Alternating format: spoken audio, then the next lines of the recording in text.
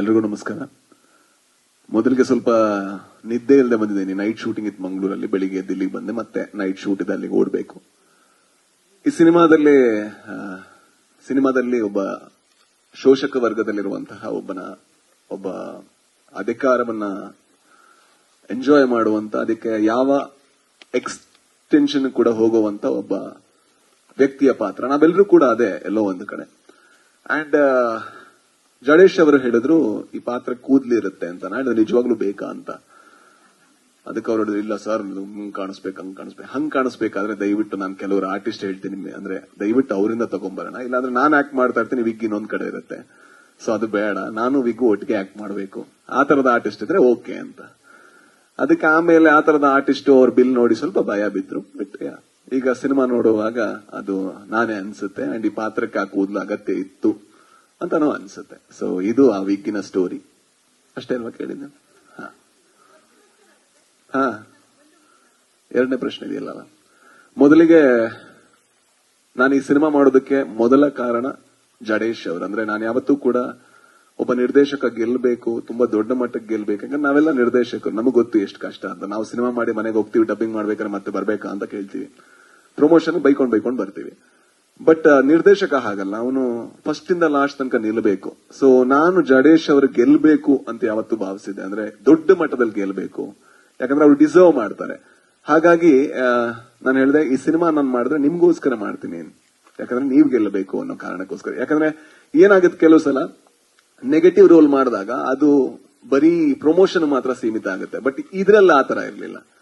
ಈ ಪಾತ್ರಕ್ಕೆ ಬಹಳ ಒಂದು ಅಸ್ಮಿತೆ ಇದೆ. ಅಂದ್ರೆ ಅವನಿಂದನೂ ಕತೆ ಮುಂದುವರಿಯುತ್ತೆ. ಸೊ ಎಲ್ಲಾ ಪಾತ್ರದ ತರ ಈ ಪಾತ್ರನೂ ಬಹಳ ಇಂಪಾರ್ಟೆಂಟ್. ಆದ್ರೆ ಕೆಲವು ಸಲ ಏನಾಗುತ್ತೆ, ಬರವಣಿಗೆಯಲ್ಲಿ ಮಾತ್ರ ಈ ಪಾತ್ರ ಇರುತ್ತೆ. ಯಾವಾಗ ಪಕ್ಕದಲ್ಲಿರುವಂತಹ ನಾಯಕ ಅವನ್ ಸ್ವಲ್ಪ ಇನ್ಸೆಕ್ಯೂರಿಟಿ ತೋರಿಸ್ತಾನೆ, ಅದು ಸ್ವಲ್ಪ ಕಮ್ಮಿ ಆಗ್ತಾ ಹೋಗ್ತಾರೆ. ಬಟ್ ವಿಜಯ್ ಸರ್ ಹಂಗಲ್ಲ. ಯಾವತ್ತೂ ಕೂಡ ಯಾಕೆ ಅವ್ನ್ ವಿಗ್ ಚೆನ್ನಾಗಿದೆ ಅಂತ ಕೇಳಿದವರಲ್ಲ, ಅಥವಾ ಅವನಿಗೆ ಯಾಕೆ ಬಿಲ್ಡಪ್ ಇದೆ ಅಂತ ಕೇಳಿದವರಲ್ಲ. ಯಾಕಂದ್ರೆ ಅವ್ರಿಗೆ ಗೊತ್ತಿತ್ತು, ಇಲ್ಲಿ ನಮ್ಮನ್ನೇನೋ ಹೈಲೈಟ್ ಮಾಡ್ತಾ ಇಲ್ಲ, ನಾವೇನೋ ದೊಡ್ಡ ನಾನ್ ರೂಲರ್ ಅಲ್ಲ, ಪಾತ್ರ ರೂಲರ್ ಅಷ್ಟೇ. ಹಾಗಾಗಿ ಅವರು ಅದನ್ನು ಒಪ್ಕೊಂಡು ಯಾವುದೇ ಇನ್ಸೆಕ್ಯೂರಿಟಿ ಇಲ್ಲದೆ ಮಾಡಿದ್ದಕ್ಕೆ ಸರ್ ನಿಮಗೆ ತುಂಬಾ ದೊಡ್ಡ thank you so much. And ಜೊತೆಗೆ ನಿರ್ಮಾಪಕರಿಗೆ, ಅಂದ್ರೆ ಒಂದು ಕನ್ನಡ ಸಿನಿಮಾನ ಮಾಡೋದು ಕಷ್ಟದ ಕೆಲಸ. ಅಂದ್ರೆ ನಾವು ಹಲವಾರು ಅಡಚಣೆಗಳನ್ನ ನಾವು ಎದುರಿಸಬೇಕು, ಮುಂದುವರಿತಾನೆ ಇರಬೇಕು. ಸೊ ನಮ್ಗೆ ಎಷ್ಟೇ ಕಷ್ಟ ಆದ್ರೂ ಕೂಡ ಇಲ್ಲಿ ತನಕ ಸಿನಿಮಾ ತಗೊಂಡ್ಬಂದಿದ್ದೀರಾ. ಅಂಡ್ ನಾನು ಯಾವತ್ತೂ ಭಾವಿಸೋದು, ನಾನು ಅಥವಾ ಯಾರಾದ್ರೂ ಕನ್ನಡ ಸಿನಿಮಾಗಳನ್ನ ಯಾರೆಲ್ಲ ಮಾಡ್ತಾರೆ ಅವರೆಲ್ಲ ಗೆಲ್ಲಬೇಕು. ಅಟ್ಲೀಸ್ಟ್ ಹಾಕಿದಕ್ಕಿಂತ ₹1 ಜಾಸ್ತಿ ತಗೊಂಡು ಹೋಗ್ಬೇಕು. ಇದು ಹಾಕಿದಕ್ಕಿಂತ ಡಬಲ್ ತ್ರಿಬಲ್ ಇನ್ನೂ ಜಾಸ್ತಿ ತಗೊಂಡು ಹೋಗ್ಲಿ. ಅಂಡ್ ವಿಜಯ್ ಸರ್ ಜೀವನದಲ್ಲಿ ಅತಿ ದೊಡ್ಡ ಸಿನಿಮಾ ಆಗ್ಲಿ ಅಂತ ನಾನು ಪ್ರೇ ಮಾಡ್ತೀನಿ. ಅಂಡ್ ಜಡೇಶ್ ಸರ್, ಒಳ್ಳೇದಾಗ್ಲಿ ನಿಮ್ಗೆ. ನಾನು ಹೈಯೆಸ್ಟ್ ಅಂದ್ರೆ ಇವರೆಲ್ಲ ಹೇಳಿದ್ರಲ್ಲ, ಬ್ರದರ್ ತರ ಟ್ರೀಟ್ ಮಾಡಿದ್ರು, ಬ್ರದರ್ ತರ. ಡೈರೆಕ್ಷನ್ ಟೀಮ್ ಹತ್ರ ಕೇಳಿದ್ರೆ ನಾನು ಎಷ್ಟು ಜಗಳ ಮಾಡಿದೀನಿ ಅಂತ ಅವ್ರು ಹೇಳ್ತಾರೆ. ಸೊ ನಾನು ಜಗಳನೂ ಮಾಡ್ತೀನಿ, ನಾನು ಬ್ರದರ್ ತರ ಟ್ರೀಟ್ ಮಾಡೋದು ಮಾತ್ರ ಅಲ್ಲ.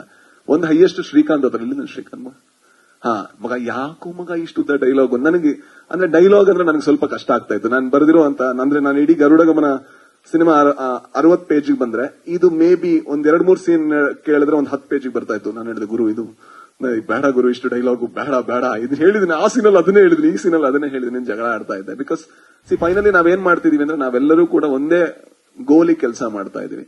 ಆ ಗೋಲ್ ಏನು ಅಂತ ಹೇಳಿದ್ರೆ, ಈ ಸಿನಿಮಾ ಆದಷ್ಟು ಒಳ್ಳೆ ಸಿನಿಮಾ ಆಗ್ಬೇಕು. ಯಾಕಂದ್ರೆ ಎಲ್ಲಾ ಟೈಮಲ್ಲಿ ಈ ಅವಕಾಶ ಸಿಗಲ್ಲ. ಅಂದ್ರೆ ಇಷ್ಟು ಅಂದ್ರೆ ವಿಜಯ್ ಸರ್ ಇರ್ಬೋದು, ಭಾವನಾ ಅವರಿದ್ದಾರೆ, ಜೊತೆಗೆ ನಮ್ಮೆಲ್ಲಾ ಹುಡುಗರಿದ್ದಾರೆ, ಮಿತ್ರಾ ಸರ್ ಇದ್ದಾರೆ, ಗೋಪಾಲ್ ಕೃಷ್ಣ ದೇಶಪಾಂಡೆ ಅವರಿದ್ದಾರೆ, ಆಮೇಲೆ ರಿತನ್ಯ ಇದ್ದಾಳೆ, ಜೊತೆಗೆ ಮಗ ನೀನಿದ್ಯಾ, ಮಾಂತೇಸ ನೀನಿದ್ಯಾ. ಸೊ ಇವರೆಲ್ಲ ಇರ್ಬೇಕಾದ್ರೆ ಆ ಸಿನಿಮಾ ಗೆದ್ರೆ, ಒಂದು ಕನ್ನಡ ಸಿನಿಮಾ ಆಗಿ ಗೆದ್ದಾಗ ಒಂದು ದೊಡ್ಡ ಲಾಭ ಇದೆ. ರಚಿತಾ ರಾಮ್ ಅವರಿದ್ದಾರೆ, ಆಮೇಲೆ ಬೈಬೋದವರು. ಸೊ ಎಲ್ಲರೂ ಇದ್ದಾಗ ಒಂದು ಸಿನಿಮಾ ಗೆದ್ರೆ ತುಂಬಾ ಲಾಭ ಇದೆ. ಸೊ ಈ ಸಿನಿಮಾ ಗೆಲ್ಲುತ್ತೆ ಅಂತ ನಾನು ಭಾವಿಸ್ತೀನಿ. ಜೊತೆಗೆ ಮಾಸ್ತಿ ಅವರು ಬಹಳ ಚೆನ್ನಾಗಿ ಬರ್ದಿದ್ದಾರೆ ಸರ್ ಡೈಲಾಗು. ಸೊ ಒಳ್ಳೇದಾಗ್ಲಿ ಎಲ್ರಿಗೂ ಕೂಡ, ಅಷ್ಟೇ. ಕೋಲಾರ ಸ್ಲ್ಯಾಂಗ್ ಬಗ್ಗೆ ಸರ್, ಕೋಲಾರ ಸ್ಲ್ಯಾಂಗ್ ಮಂಜ ಅವನು ಈ ಮಗ ನೀನ್ ಒಂದು ಡೈಲಾಗು ಹೇಳಿಲ್ಲ. ನಮಸ್ಕಾರಗಳು ಅಲ್ಲಿ ಮುಗಿದಿತ್ತು, ಆಮೇಲೆಲ್ಲ ಬೆಂಗಳೂರಲ್ಲೇ ಬಂತಲ್ಲ ಮಗ. ಬಟ್ ಬಹಳ ಕಷ್ಟಪಟ್ಟಿದ್ದಾನೆ ಪಾಪ ಅವನು. ಅಂದ್ರೆ ಪ್ರತಿ ಸತಿ ಕೂಡ ನಿಂತು ಅವನು ಆ ಡೈಲಾಗ್ನೆಲ್ಲ ಪಾಲಿಶ್ ಮಾಡಿ, ನಾನ್ ಸ್ವಲ್ಪ ಜಾಸ್ತಿ ಇರಿಟೇಟ್ ಮಾಡ್ತೀನಿ, ಸರಿನಾ, ಇದು ಕರೆಕ್ಟ್ ಆಗಿ ಬಂತ ಅಂತ. ಸೊ ಥ್ಯಾಂಕ್ ಯು ಮಗ. ಅಂದ್ರೆ ನನಗೆ ಗೊತ್ತಿಲ್ಲ ನಿಜವಾಗ್ಲೂ ಕರೆಕ್ಟ್ ಆಗಿ ಬಂದಿದ್ಯಾ ಅಂತ. ಥ್ಯಾಂಕ್ ಯು ಮಗ, ಥ್ಯಾಂಕ್ ಯು. ಜೊತೆಗೆ ಒಬ್ಬ ಟೆಕ್ನಿಷಿಯನ್ ಹೆಸರು ಹೇಳಲೇಬೇಕು, ಬಹಳ ನನಗೆ ಖುಷಿ ಕೊಟ್ಟಂತ ಟೆಕ್ನಿಷಿಯನ್ ಸ್ವಾಮಿ ಅವರು ತುಂಬಾ ಕೆಲಸ ಮಾಡಿದ್ದಾರೆ ಈ ಸಿನಿಮಾಗೆ. ಅಂದ್ರೆ ಅವರು ದುಡ್ದಂತ ರೀತಿ ಇದೆಯಲ್ವಾ, ನಂಗೆ ಬಹಳ ಖುಷಿ ಆಯ್ತು. ಸ್ವಾಮಿಗೂ ಬಹಳ ಒಳ್ಳೇದಾಗ್ಲಿ ಅಂತ ಕೇಳ್ತಾ, ಅಷ್ಟೇ ಅಲ್ವಾ? ಬೇರೆ ಹೆಸರು ಮಿಸ್ ಮಾಡ್ದ ಇಲ್ಲ ಅಲ್ವಾ? Thank you so much.